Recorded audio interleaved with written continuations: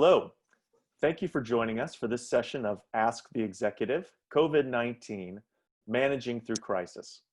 My name is Christopher Shipley, and I am an attorney and policy advisor with InCOMPAS, the Internet and Competitive Networks Association.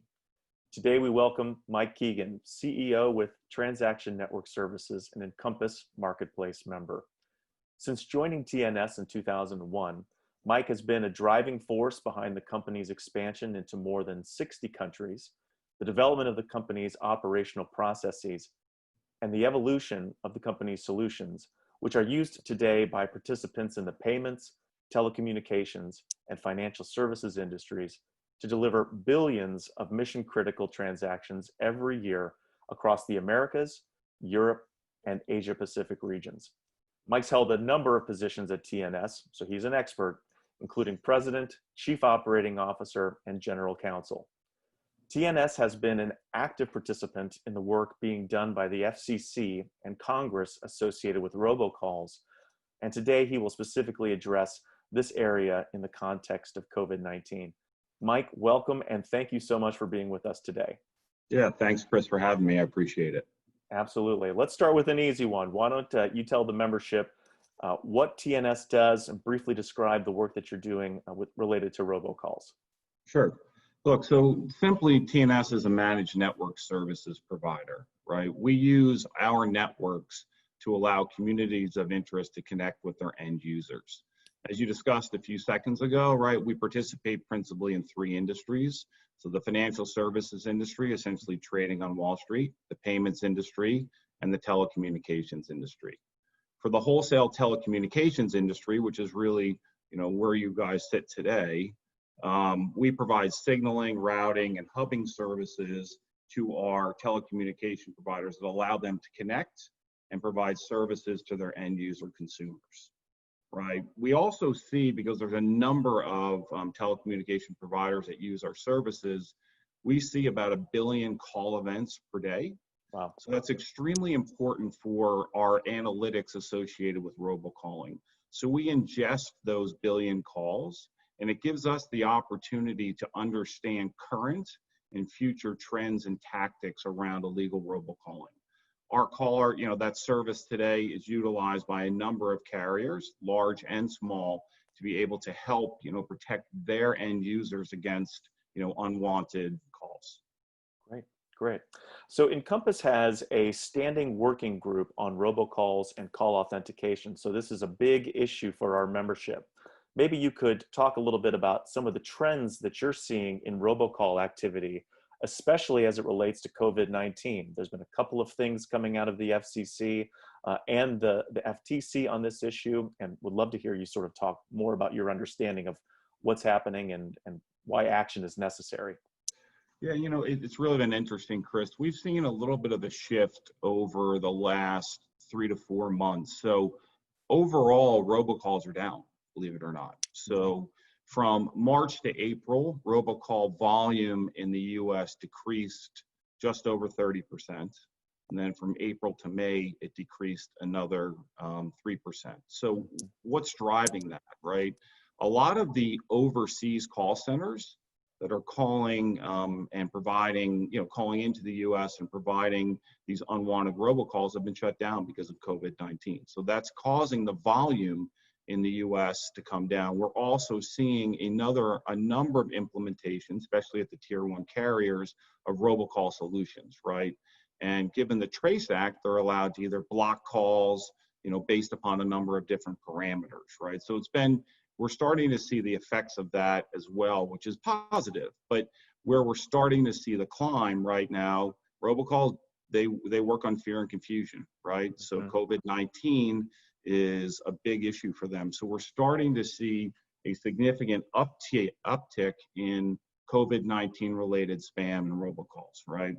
So to date, which is interesting, if you talk with the FCC, there's been over $40 million lost by American consumers in the first part of this year to those scams. Wow. And what kind of scams are we seeing, right? We're seeing scams around fake COVID-19 refunds. So someone will call and say, hey, look, you contracted for this service. We can no longer provide it. You paid $399, hit option one, and we'll work on a refund with you, right? Mm-hmm. Of course, you never contracted for the service and they're looking for your personal information.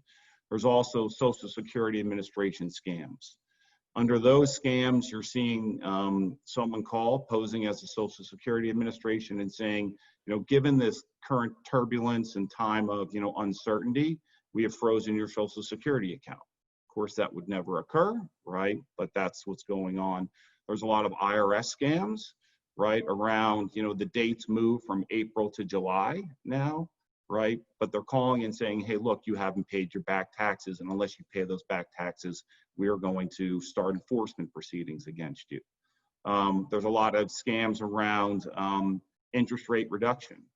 You're entitled to have 0% interest rates on your mortgage, on your credit cards, on your student loans, right? Those calls are coming in and capturing people's attention, mostly because you see a lot of, money flowing out of Congress and just coming into the environment, and people are uncertain about ultimately how does that affect them.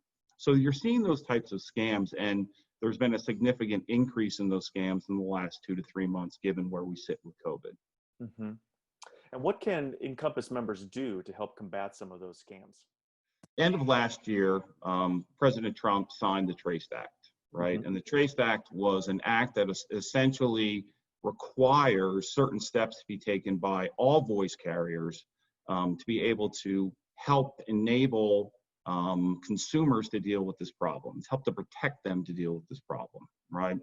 So under the TRACE Act, right, within 18 months, voice service providers, both originating and terminating providers, have to implement the stir, shake, and caller ID authentication framework.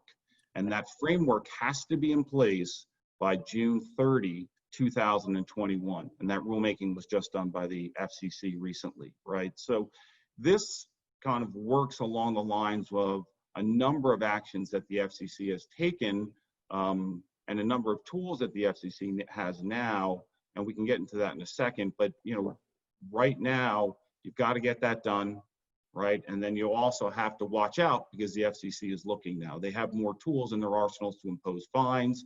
They have more tools in their arsenal to go after people that are violating this, violating the TRACE Act. So it's a time when, if you look at it, you really have to think about how ultimately you are going to implement the stir, shake, and framework across your IP networks, and then you have to figure out how outside of your IP networks are you dealing with the problem. Sounds good.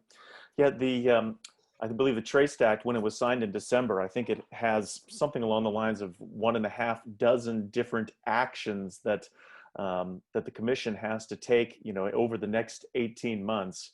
Yeah. It really is a substantial and comprehensive piece of legislation. I know that we've been very active in a lot of those proceedings. Are there proceedings that TNS is participating in as well, offering comment and potential solutions?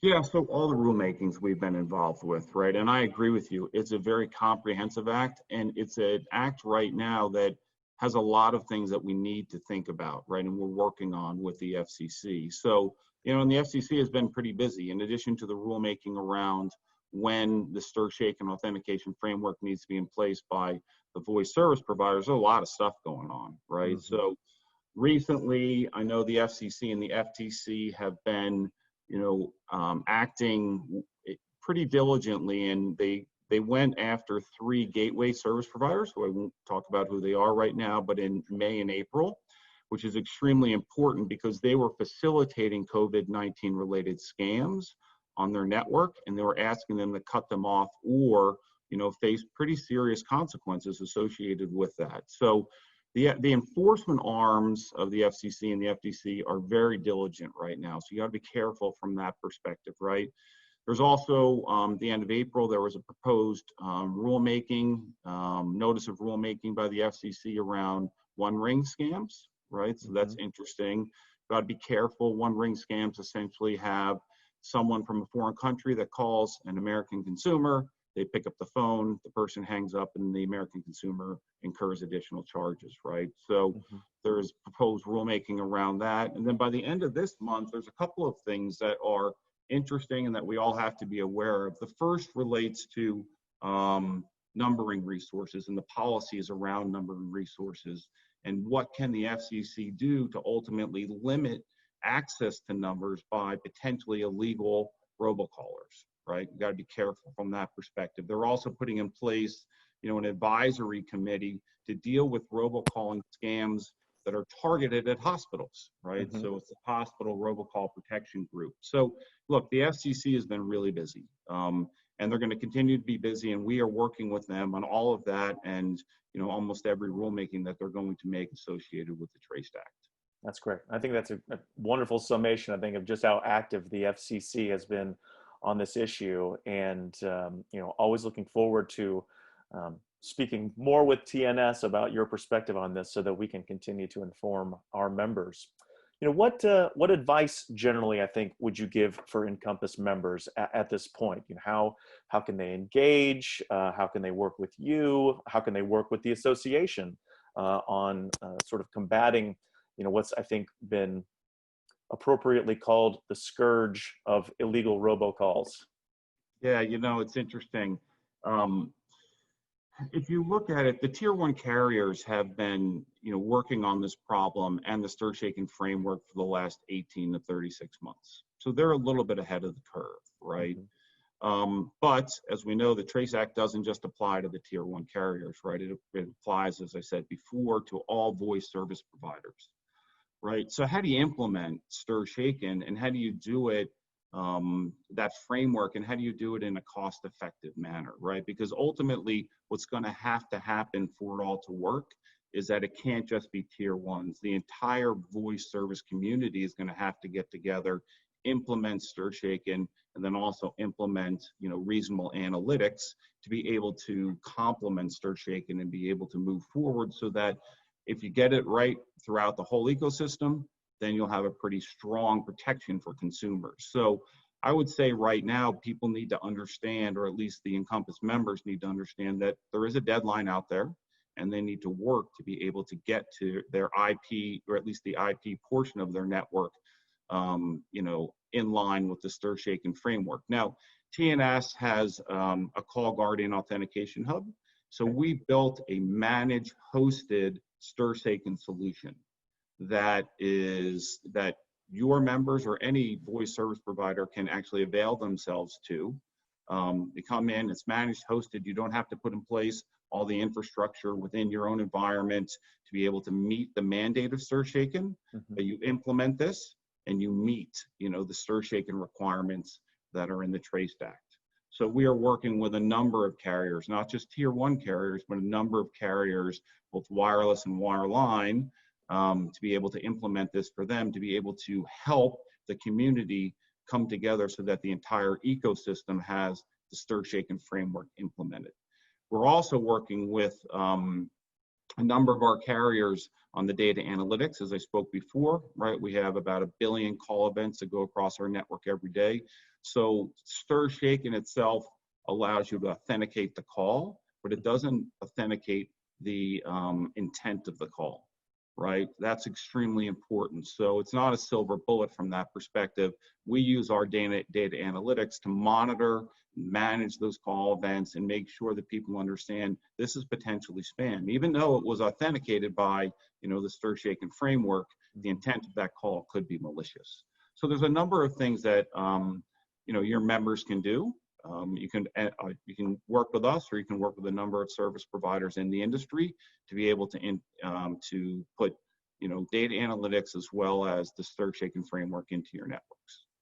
And that's all really important. I think one of the calls that I get the most from members, really is, are there solutions out there, so that I don't necessarily have to build stir-shaken myself, because I might not have the resources to do it.